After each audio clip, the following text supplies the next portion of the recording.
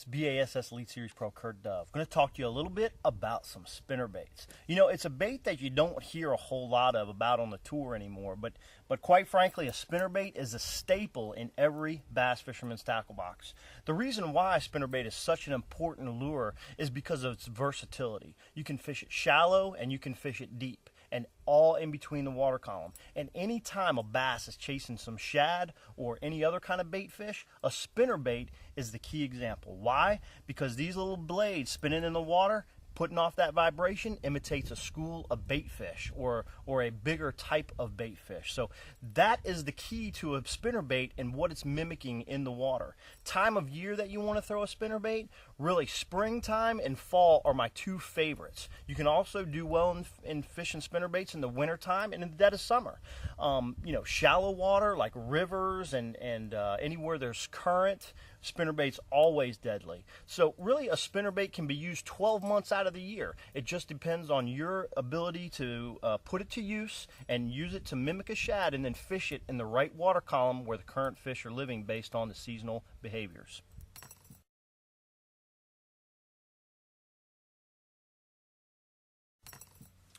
Next, I want to talk to you real quick about blades.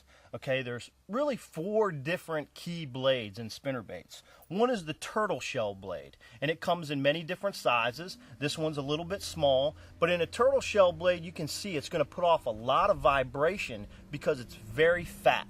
Okay, that's the key to the turtle shell blade. So you can wind your lure very slowly and still have this blade turning at a very slow pace. So it's really good in a situation where there's dirty water and you want to create a lot of vibration because it's such a big blade, or when you want to really slow down your presentation because the blade will continue to move at a very slow reel pace as you're winding it back to the boat. So that's the turtle shell blade. The next blade is the Colorado blade. The Colorado blade, you can see, is very similar to a turtle shell blade, although it has much more rounded features to it. So it's really going to do some of the exact same things, except that it's not cupped, so it's not going to throw as much water, but it's still going to give you the same vibration. Again, any kind of stained, dirty water is when you want to use the Colorado blade. The next blade that I'm going to show you is a Indiana style blade. So this is the Indiana blade. The Indiana blade is really shaped just like a teardrop, so it is still round like a Colorado and similar to a turtle shell, but it's a little bit more elongated, so it's going to give you more flash. So it's really kind of a difference between a compromise between the Colorado and the next blade I'm going to show you, which is called a willow leaf blade. So the Indiana blade gives you some of the best of both worlds. When you're in some clear water and really looking for that flash, then the Indiana blade is going to provide some of that. It's also going to give you the ability to create some vibration in the stained water. So that is the Indiana blade, and really is probably the best all-around blade. The final and the fourth blade that I'm going to discuss today is the willow leaf blade. The willow leaf blade is very good for a fast presentation and lots of flash. Those are the 2 big keys with the willow leaf blade. The willow leaf blade does one thing the best, and that is create flash. You can see it's very elongated, so anytime that the sun is going to beat off the blade, it's going to throw a lot of flash. So it's going to emulate a big school, or a large school of bait fish, or many bait fish swimming together. So the willow leaf blade is very good when you're wanting to also give a fast presentation, because these need a little bit more reel speed to get them to spin because they are so small and thin.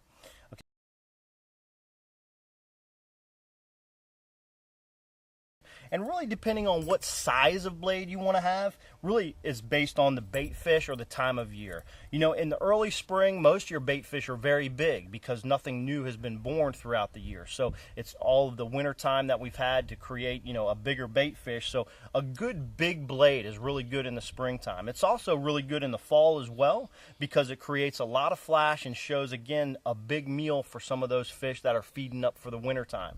So those are my 2 favorite times for a big blade. A smaller blade is used kind of in the summertime, also when you're just trying to mimic smaller type bait fish. So a lot of river systems, or just depending on what kind of forage it is that you have in your lake, is really going to dictate some of what kind of blade size that you're going to prefer based on water clarity, So if it's clear water, we're going with the willow leaf. If it's a little bit dingy, your best blade is probably the Indiana blade. If it's very dirty water, you probably want to go with the Colorado blade. And then if you want a really slow presentation in dirty water, you're probably looking at the turtle shell blade as your best option.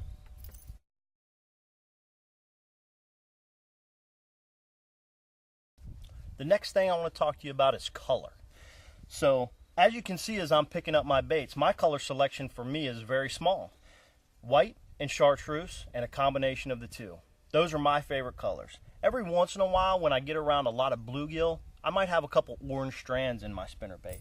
But a white and chartreuse spinnerbait like this one right here is just awesome.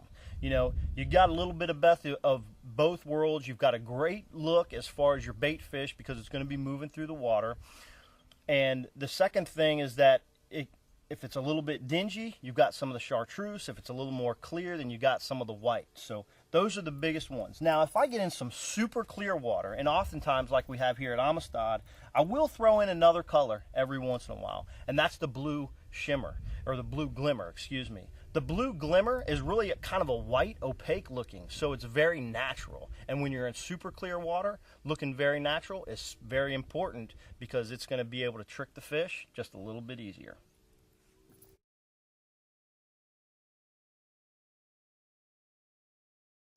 The next consideration, and probably the last consideration, is how heavy your bait is. Okay, so depending on your depth is really the how heavy you want your bait to be. You can buy a spinnerbait from, you know, as little as an 1/8 ounce to a 1/4 ounce, which is probably very popular, and then move up to a 3/8 or half or 3/4, 1 ounce, and even up to an 1.5 ounces. So when you're using, you know, a spinnerbait in really deep water, you're going to be using the 3/4 to an 1.5 ounce bait. And generally, you're going to have a pretty big blade associated with that bait because it's going to be a huge profile. When you start getting into some of the smaller profiles, like for instance, this one is about a 1/4 ounce size spinnerbait. And you can see the blades get a little bit smaller because it's really matching up identically with the size of the bait. Then you get into a medium sized bait, which this one's about a 1/2 to 3/4 ounce lure. And you can see it has about medium size. And you can see it has about medium-sized blades, but it really matches the overall, you know, size of the lure itself. So that's an important consideration. Depth is very important in choosing lure size. If you want to fish shallow, around shallow cover, you know, really you're looking at 3/8, you know, to a 1/2 ounce bait. If you're fishing super shallow in a river system and really want to mimic small bait fish, that's when you want to go down to the 1/4 ounce size. You want to go after some of the big fish that might be living out deep in the winter or late fall. That's when you want to move up to the 3/4 ounce and maybe have a really big blade on it to create a lot of flash down there in that deeper water. The final thing that I'll add to a spinnerbait is a trailer hook. And I generally add a trailer hook almost all the time. But it's just a simple operation. You can get it from any kind of tackle store. C&E Outdoors, of course, will have some trailer hooks for you. And you just slide it right over the top of the hook itself. And then you can just get a little piece of rubber band, which generally comes with the trailer baits, or excuse me, the trailer hooks, and just slip it right over top. And then you're all set. You got your trailer hook, which is going to dangle there for you. And make sure you don't miss any of those short strikes on your spinnerbaits.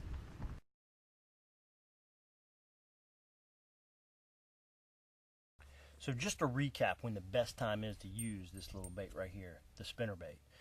Really, it's a 12-month lure. Whether you're using it in the spring, winter, summer, fall, you can always use a spinnerbait to catch fish. The real key is using the proper combination of blades and lure along with the right technique. If the fish are deep, use a big spinnerbait.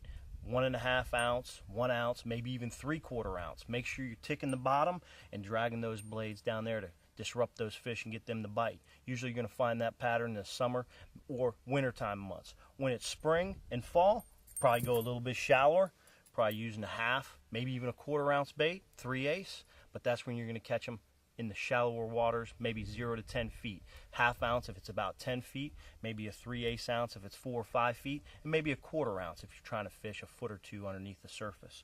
But spinnerbaiting, 12 months, just be sure you use the technique properly for the fish behaviors during that time of year.